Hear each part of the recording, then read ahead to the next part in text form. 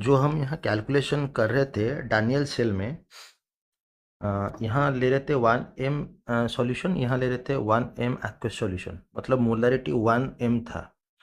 और standard condition में हम E0 सेल निकाल रहे थे। स्टैंडर्ड कंडीशन का मतलब ये होता है कि 25 डिग्री सेंटीग्रेड और यहाँ 1 मोलर रहेगा। जो आपका इलेक्ट्रोलिटिक सॉल्यूशन रहेगा उसका कॉन्सेंट्रेशन रहेगा 1 मोलर। पर अगर 1 मोलर कंडीशन नहीं रहेगा तब ये जो E0 है वो तो E0 नहीं रहेगा। तो नॉन्स्ट इक्वेशन क्या है कि स्टैंडर्ड, देखिए, standard electrode potential is measured under standard condition, that means 1 molar concentration and temperature. पर व्हेन कॉन्सेंट्रेशन चेंजेस, अगर कॉन्सेंट्रेशन ही 1 मोलर नहीं रहेगा तो आपका जो E0 सेल है वो ई सेल बन जाएगा, वो जीरो नहीं लिखा जाएगा। That expression of E cell is called Nernst equation. तो नॉन्स ने एक ऐसा इक्वेशन खोज निकाला ताकि जब कॉन्सेंट्रेशन चेंज होगा, 1 मोलर नहीं रहेगा, तब क्या वैल्यू होगा। ये एक इक्वेशन देखिए, कॉपर का रिडक्शन हो रहा है। कॉपर +2 2 इलेक्ट्रॉन खा के कॉपर हो रहा है। ये एक सिंपल सा इक्वेशन है। यहाँ कॉपर +2 एक्वस है और कॉपर है सॉलिड। और ये जो इक्वेशन है इसका ये जो वैल्यू है आपका कॉपर का रिडक्शन पोटेंशियल, ये है 0.34 वोल्ट। और ये स्टैंडर्ड कंडीशन में है क्योंकि यहाँ 0 लिखा है। स्टैंडर्ड कंडीशन मतलब हम जो कॉपर +2 का कॉन्सेंट्रेशन ले रहे हैं वो 1m है। कॉपर +2 का कॉन्सेंट्रेशन मतलब जो कॉपर सल्फेट हम ले रहे हैं, मतलब यहाँ जो कॉपर सल्फेट हम ले रहे हैं, यहाँ जो गैल्वेनिक सेल में ये जो कॉपर सल्फेट का सॉल्यूशन ले रहे हैं वो 1m है। कॉपर सल्फेट 1m है, मतलब कॉपर +2 भी 1m होगा। अच्छा, लेकिन अगर कॉपर +2 का कॉन्सेंट्रेशन 1m नहीं रहेगा तब नॉन्स्ट इक्वेशन काम में आएगा। अब ये इक्वेशन को गौर से देखिए। ये इक्वेशन में ये सॉलिड है, ये एक्वस है। सॉलिड का कॉन्सेंट्रेशन नहीं लिया जाता। अब यहाँ Q क्या होगा? Q है, क्या है? ये रिएक्शन कोसेंट। रिएक्शन कोसेंट क्या होता है? Product bye reactant. हाँ, रिएक्शन कोसेंट यहाँ लिखा है। देखिए, ये प्रोडक्ट का कॉन्सेंट्रेशन बाय रिएक्टेंट का कॉन्सेंट्रेशन होता है। इस रिएक्शन में प्रोडक्ट तो आपका सॉलिड है, सॉलिड का तो, और सॉलिड और लिक्विड का कॉन्सेंट्रेशन तो 1 लिया जाता है। Concentration of solid and liquid are taken 1। Then product का हो गया 1 और रिएक्टेंट में ये है। इलेक्ट्रॉन का कुछ कॉन्सेंट्रेशन नहीं होता है। तो Q हो गया आपका 1/Cu+2 का concentration. But when molarity of Cu suppose changes, अगर कॉपर सल्फेट का कॉन्सेंट्रेशन चेंज होगा तब ये जो वैल्यू है E0 Cu+2 Cu 0.34 वोल्ट नहीं रहेगा। तो कितना रहेगा? तो नॉन्स ने बताया कि इतना रहेगा। ये जो वैल्यू है वो इतना रहेगा। जो वैल्यू था पहले उसमें से -2.30 थी RTNF log Q। ये रहेगा। Q क्या है मैं आपको बता चुका हूँ, ये है रिएक्शन कोसेंट। और R यहाँ क्या है? R equal universal gas constant जिसका वैल्यू है 81314 joule mole inverse kelvin inverse. और ये जो फैराड है ये 1 फैराड जिसका वैल्यू है 96500 कूलम। और टेम्परेचर जो है वो इन केल्विन में है।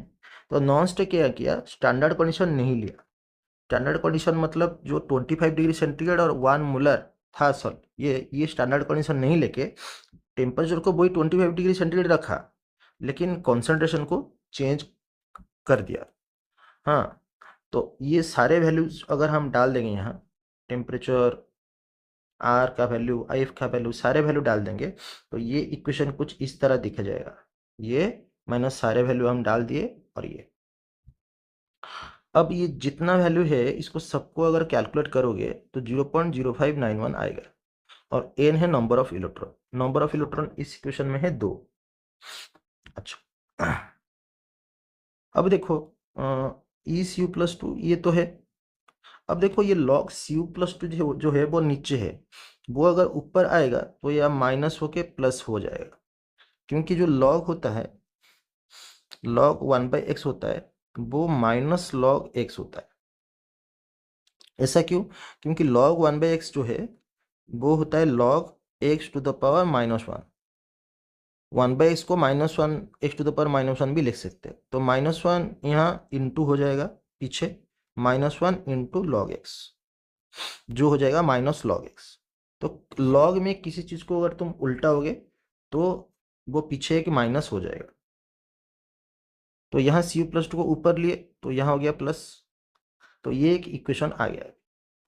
तो नॉन्स ने बताया कि स्टैंडर्ड कंडीशन में इसका जो वैल्यू होता है वो तो 0.34 वोल्ट होता है, पर जब स्टैंडर्ड कंडीशन नहीं रहेगा, मतलब कॉपर प्लस टू का कॉन्सेंट्रेशन चेंज होगा, तब ये नया वैल्यू आ जाएगा। उसी तरह से जेड प्लस टू का अगर रिडक्शन हो रहा है तो जिस तरह कॉपर का हुआ उसी तरह जेड का भी हो, सेम चीज। अब नॉन्स ने क्या किया, ई सेल निकाला। ई सेल होता है ई कैथोड माइनस ई एनोड। अब ये स्टैंडर्ड कंडीशन नहीं रहा। तो एक काम करो, ये जो वैल्यू है और ये जो वैल्यू है इसको यहाँ डाल दो। तो देखिए इसका वैल्यू यहाँ हम डाल दिए और जी का वैल्यू हम यहाँ डाल दिए। अब एक काम करिए, ये जो ब्रैकेट है ये ब्रैकेट को खोल दीजिए। ब्रैकेट को खोलने पर यहाँ नेगेटिव हो गया, ये जो प्लस था ये नेगेटिव आ गया। फिर एक काम करिए, ये वैल्यू और ये वैल्यू, इन दोनों वैल्यू को एक साथ ले लीजिए और 0.0591/n को कॉमन ले लीजिए और बाकी रहेगा ये माइनस ये। तो इसको कॉमन हम ले लिए। इसको क्यों पास ले लिए, क्योंकि ये जो दो वैल्यू होता है ये होता है ई जीरो सेल। हमने ई जीरो सेल जब फाइंड किया था तो ये वैल्यू हमने फाइंड की थी। अब 0.05 n तो रहेगा। अब एक काम करिए, ये जो प्लस है ना इसको माइनस कर दीजिए और इसको उल्टा दे दीजिए। Log Z N plus two को आगे रखिए, log C U plus two को पीछे रखिए। ऐसा क्यों, क्योंकि log A minus log B जो कि हो जाएगा log Z N plus two by C U plus two. हाँ, और हमारा जो सेल का इक्वेशन है वो तो ये है, डानियल सेल का जो एक्सप्रेशन है वो ये है। तो इस एक्सप्रेशन में Q का वैल्यू होगा प्रोडक्ट बाय रिएक्टेंट। सॉलिड का तो कॉन्सेंट्रेशन हम लेते नहीं, तो प्रोडक्ट क्या है जिंक प्लस टू और रिएक्टेंट क्या है कॉपर प्लस टू। तो हम इस वैल्यू को यहाँ लाने के लिए हमने क्या किया, यहाँ प्लस को माइनस करवा दिया और आगे ऐसा रख के ये ऐसा वैल्यू ला ली ताकि हम इसके जगह Q डाल सके। अब देखिए एक एक्सप्रेशन आ गया, E cell equal to E zero cell minus 0.0591/n log Q। तो उसी तरह से एक प्रॉब्लम को चलो सॉल्व करते हैं। ये ऐसे एक सेल का रिप्रेजेंटेशन दिया है और Al+3 का वैल्यू दे दिया है और कॉपर का वैल्यू भी आपको, कॉपर का वैल्यू है Cu इक्वल टू 0.34 वोल्ट। ठीक है, ये है। और ईएमएफ ऑफ दिस सेल आप निकालिए। तो आप क्या करोगे, ये जो रिएक्शन है इस रिएक्शन से ये जो सेल का रिप्रेजेंटेशन है, इस सेल का रिप्रेजेंटेशन से सेल का रिएक्शन लिखोगे।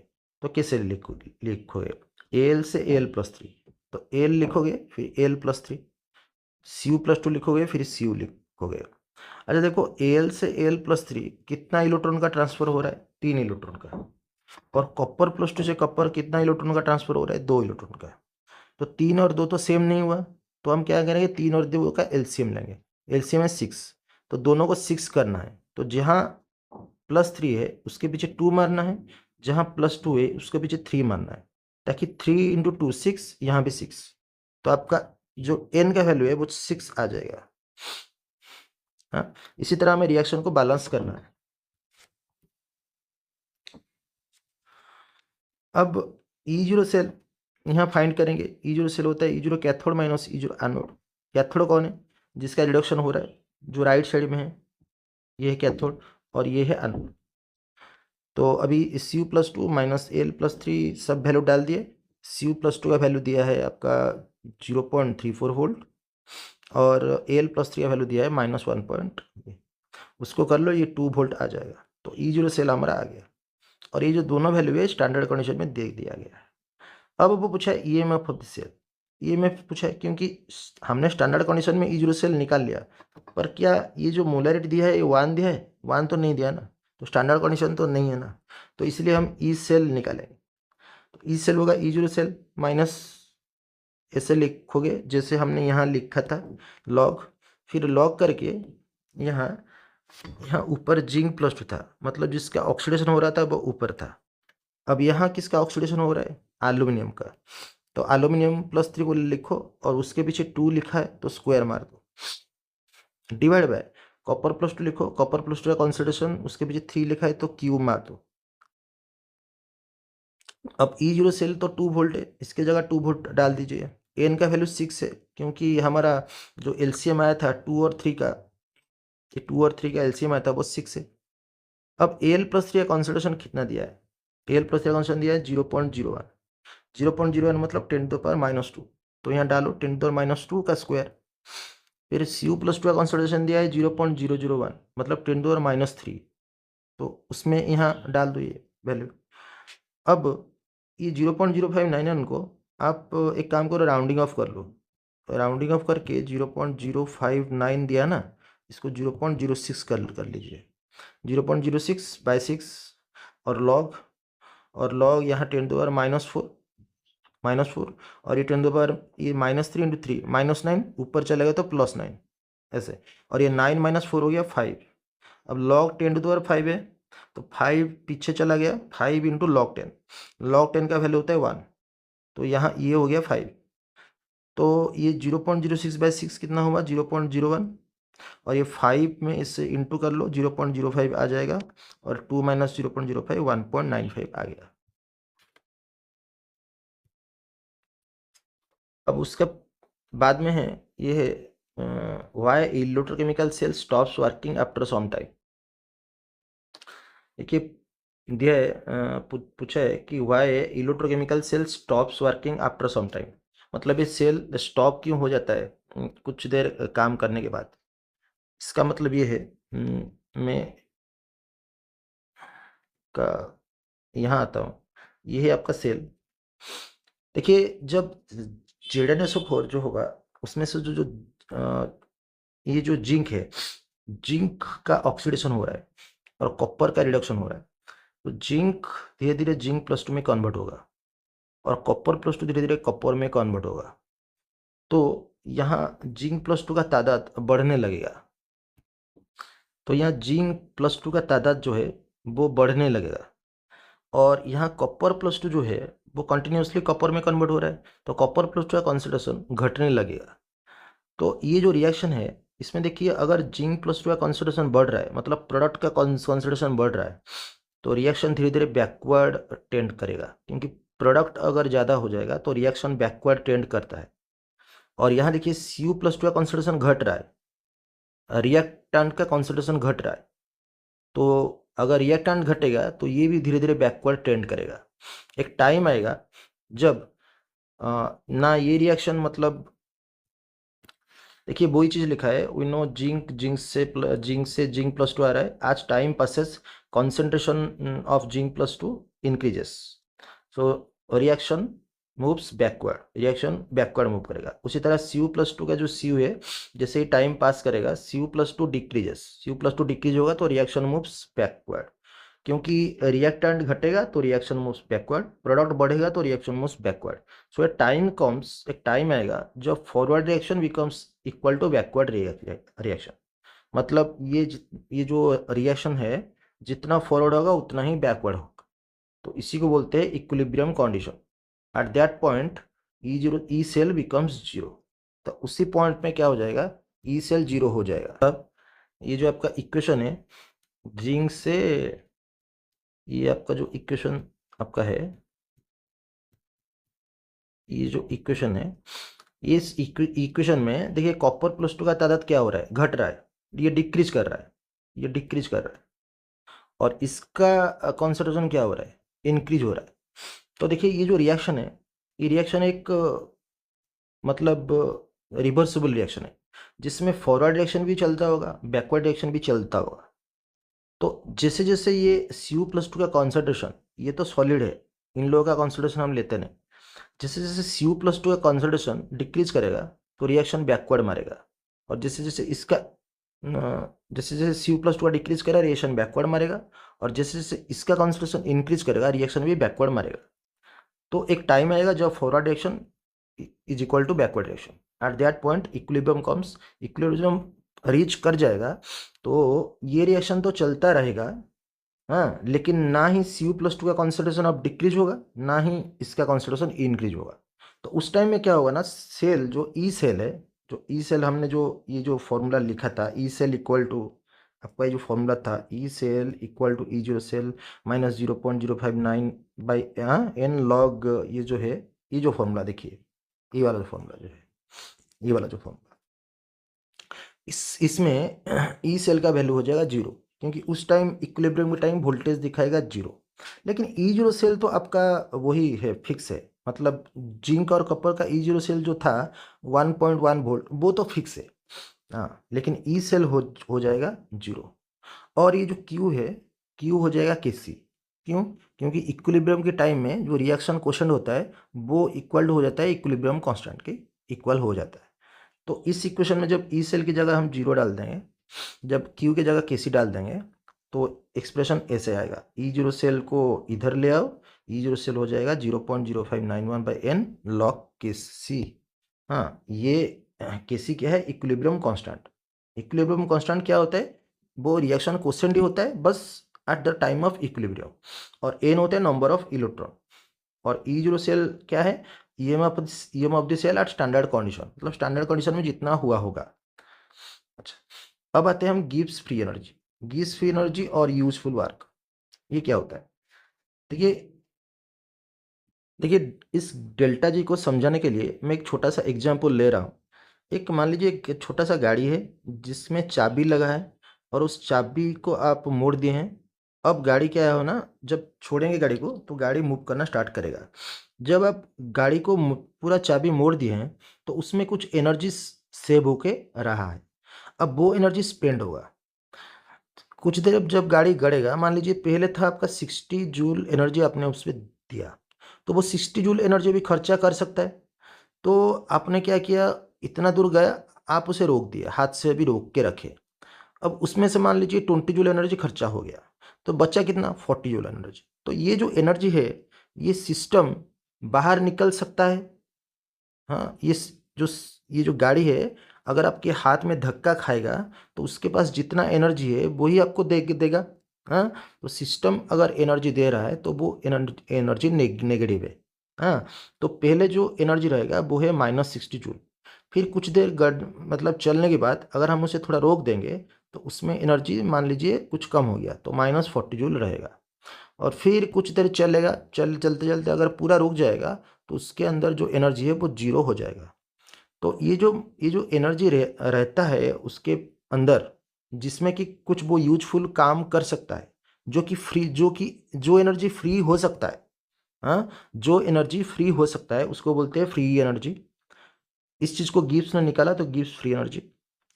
और उस चीज़ से वो कुछ यूजफुल वर्क कर सकता है, मतलब वो गाड़ी आपके आपके हाथ को धक्का देके आपको हाथ को थोड़ा सा तकलीफ पहुंचा सकता है, तो वार्क कर कर सकता है। तो वो है आपका डेल्टा जी, ये ठीक है। तो ये हमेशा नेगेटिव होना चाहिए। तो एक प्रोसेस अगर चलना है तो उसके लिए डेल्टा जी हमेशा नेगेटिव होना चाहिए। डेल्टा जी 0 हो गया तो मतलब वो प्रोसेस हो गया स्टॉप, और डेल्टा जी अगर प्लस में है तो वो प्रोसेस तो कभी होगा ही नहीं। तो delta G should be negative so that reaction can be spontaneous और फिजिबल। मतलब स्पॉन्टेनियस मतलब अपने आप चलेगा। अभी देखिए ये जो इक्वेशन है Copper+2, ये जो इक्वेशन है यहाँ Copper+2 का रिडक्शन हो रहा है, Copper+2 से 0 हो रहा है, जिंक का हो रहा है ऑक्सीडेशन। हाँ, और ये जो रिएक्शन है स्पॉन्टानियस है। क्यों? क्योंकि आपको जानते हो जो इलेक्ट्रोकेमिकल सीरीज होता है, Zn रहता है ऊपर, कॉपर रहता है नीचे। हाँ, तो कॉपर का रिडक्शन होना चाहिए और जिंक का ऑक्सीडेशन होना चाहिए। तो इस प्रोसेस में डेल्टा जी 0 नेगेटिव, मतलब ये प्रोसेस ऑटोमेटिकली चलेगा, स्पॉन्टानियसली चलेगा।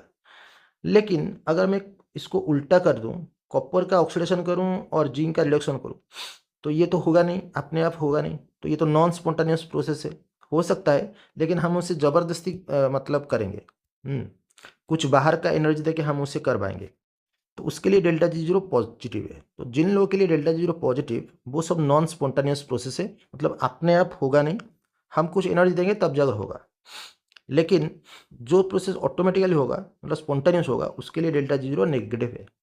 और डेल्टा जी 0 क्योंकि एक फ्री एनर्जी है तो उसका यूनिट जूल है। और ये डेल्टा जी जीरो जो है उसका मतलब है gives change in gives energy, हाँ, under standard condition. Standard condition मतलब ये।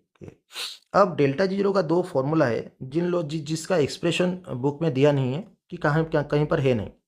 तो ये दोनों फॉर्मूला आपको याद रखना होगा। डेल्टा जीरो होता है minus N F E zero cell. N क्या होता है? Number of electron. एफ क्या होता है? 96500 कूलम। और ई जीरो सेल तो आप निकाल सकते हैं, E zero cathode minus E zero anode करके। और एक फॉर्मूला होता है डेल्टा जीरो का, तो ये -2.3 RT। आर मतलब यूनिवर्सल गैस कांस्टेंट, जिसका वैल्यू 8.314 है। टेम्परेचर आपका है 298, मतलब 25 डिग्री सेंटीग्रेड। और ये लॉग के सी। अगर ये दोनों वैल्यू सेम है तो ये राइट हैंड साइड भी सेम होगा। तो दो राइट हैंड साइड को आप ऐसे इक्वल करके लिख दो, माइनस माइनस कट जाएगा, N F E zero cell हो जाएगा 2.33 RT लॉग के सी। अब ई जीरो सेल को रखो यहाँ और एन एफ को इसके नीचे ले आओ। अब ये वैल्यू आपको याद आ रहा है, ये जो वैल्यू नॉन स्टेप निकाला था ये 0.0591 था। तो ये 0.0591 बाई एन लॉग के सी। तो इस तरह से भी आप ई जीरो सेल का फॉर्मूला निकाल सकते हो। ई जीरो सेल का फॉर्मूला यहाँ भी निकला, वही वाला फॉर्मूला निकला, यहाँ भी वही वाला फॉर्मूला निकला। अब आते हैं इम्पोर्टेंट, मतलब देखिए ये जो थोड़ा सा मैं चीज़ पढ़ाने जा रहा हूँ ये थोड़ा सा एडवांस चीज़ है। अगर तुम्हारा डिफिकल्ट क्वेश्चन आएगा तो ऐसे आएगा। देखिए ये एक रिएक्शन है Cu+2 प्लस जिंक, जिंक+2 और Cu। ठीक ठाक रिएक्शन है। और इसमें ई जीरो सेल होता है 1.1 वोल्ट और इसमें नंबर ऑफ इलेक्ट्रॉन होता है 2। तो इसमें जो आपका गिब्स फ्री एनर्जी है, जो इसमें आपका गिब्स फ्री एनर्जी है डेल्टा जी जीरो, वो कितना होगा? Minus N F E zero cell. Delta zero का फॉर्मूला हो गया minus N F E zero cell.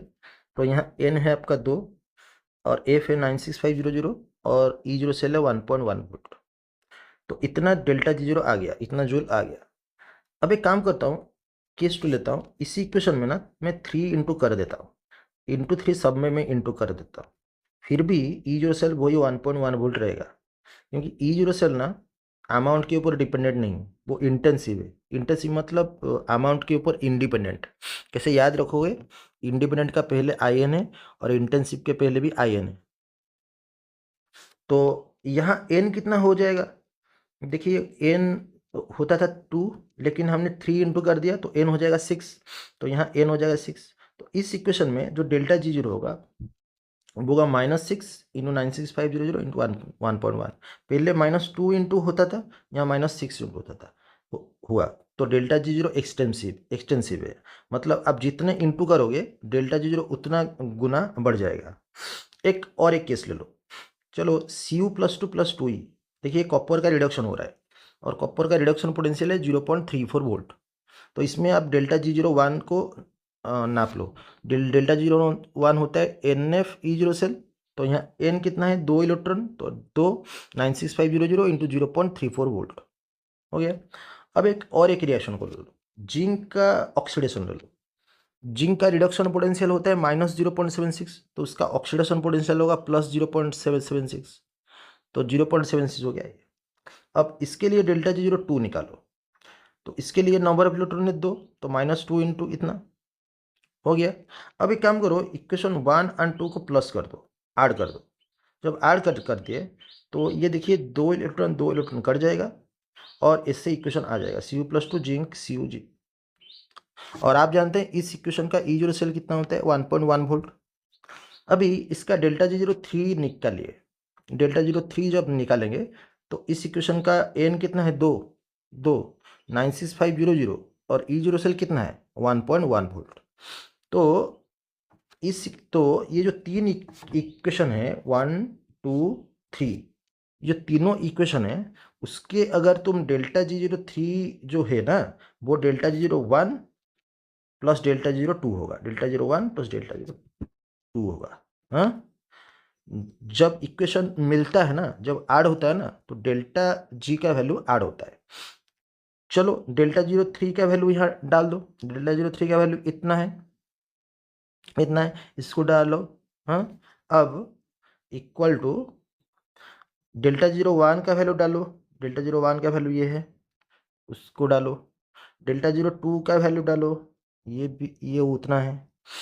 अब देखो ये 965500 कट गया, ये कटा। हाँ, और यहाँ गौर से देखिए ये जो 2 × 96500 है, इसको मैं कॉमन लेता हूँ। कॉमन लेने से